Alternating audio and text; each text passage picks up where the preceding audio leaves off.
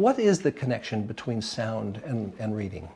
Well, there's a connection with sound and reading in that when you're learning to read, you need to connect the sounds of words that you've heard for many years with the symbol on the page. So you're making a sound to meaning connection. No one has ever proven conclusively that music improves learning, and some studies have found no link at all. But after being contacted by Martin, the Northwestern scientist designed tests to measure the impact music had on this group of low-income kids. Dr. Krause started in 2011 with a group of 80 students from an LA gang zone. The students came from similar backgrounds and were all motivated to learn music at the Harmony Project. Half the kids were selected to start music study then, and the other half, the control group, waited a year to begin.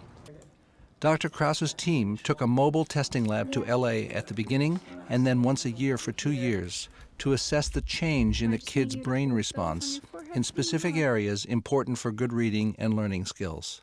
What are some of the tests like that you actually do on these kids to measure these things? We're very interested in children's rhythmic skills, and so we ask them to tap along with a steady rhythm.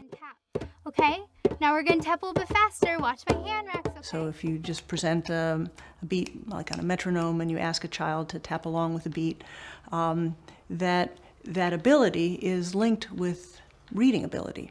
Ready, set, go. We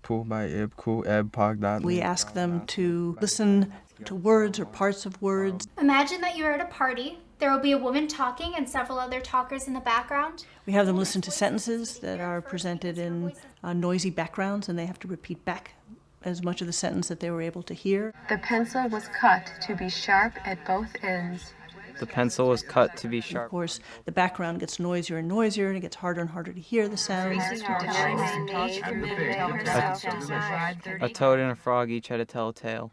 People who have had musical training are better at hearing speech in noise. And it's not that different from what you're asking your nervous system to do when you're listening for a teacher's voice in a noisy classroom. And so we just simply know that if you ask people to repeat back sentences that are presented to them in background noise, that if you have musical training, that you are better at repeating back the sentences accurately than if you did not have that musical training.